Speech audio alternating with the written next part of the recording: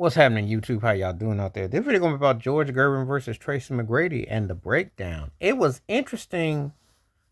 I know I've done something similar like this, but I don't know if I did these two before. I don't think I did. Cause I'm doing these videos where I get asked about the two and then they're scoring and all it's like layers to this. Who had the better productive career? If I took the ABA in consideration, Gervin mops the floor with him. Pretty much does it with the NBA in a way too, but I'm gonna break this down.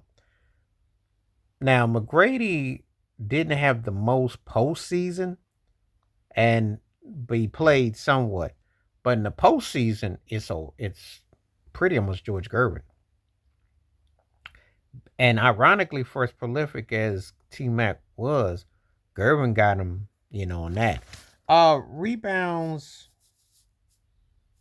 dimes is T-Mac, but the scoring is Gervin. And it comes down to what moves you more, because do I think that Iceman finger roll or what T-Mac did? Now, I'm going to say this.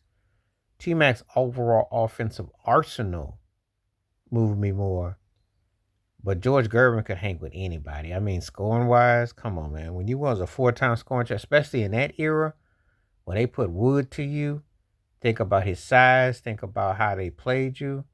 I mean, you really are going to have a hard time telling me that T-Mac could hang with George Gervin, especially where their three-point line wasn't as effective in what it ended up becoming. So that alone speaks volumes in itself. When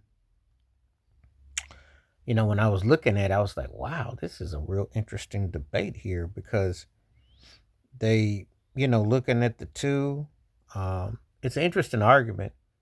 And the thing about it is this: some people only look at George Gervin as a one-sided thing. But when I was doing my research on it, went to Atlanta Basketball, did the research numbers crunch. Obviously, you can't talk about the three ball because that was pretty much non-existent. But interestingly, I think Gervin shot a better percentage, ironically. But he didn't really have it as a weapon, as a tool, Now, the eyeball test is common as a trip. Somebody would ask me point blank, would George Gervin, who would thrive better in today's system? I'm going to probably tell you George Gervin. And I'm going to tell you why. I saw T-Mac in the early O's. And, throwing the ball off the rim at that All-Star game he did 20 plus years ago. And he did play in the modern era. So he did get a chance of it. But George Gervin's era was pretty much in the ABA in the 70s and early 80s. He didn't get, and they scored. So you imagine the three-point line, no hand checking, and to be loose as he was, I think he would have been even more scarier, just being honest. I think George Gervin's volume goes up another notch. And I'm a big T-Mac fan. I thought T-Mac was one of those dudes that was pretty complete for what he had for athleticism. But I just don't think he always had the mindset to always take over. But George Gervin knew no shot that he couldn't take.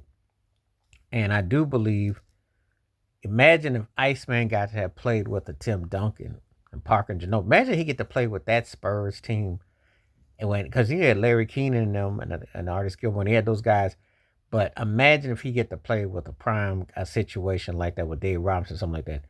There's no telling what he would have done in a market. And especially today, Victor Wembanyama. Put that with George Gervin. That would be sick. Just telling you. So, eyeball test, I got to give a slight edge to the Iceman. But T-Mac was bad, though. But you tell me what you think in the comment section. It's a good debate. Please like, subscribe, work on thoughts, comments. And I do respond. Thank you. Wash your hands. Keep your mind clear. Watch out for another. Share if you like. Hit the membership. Stay safe, stay blessed, stay woke, stay free. I'm out. Peace.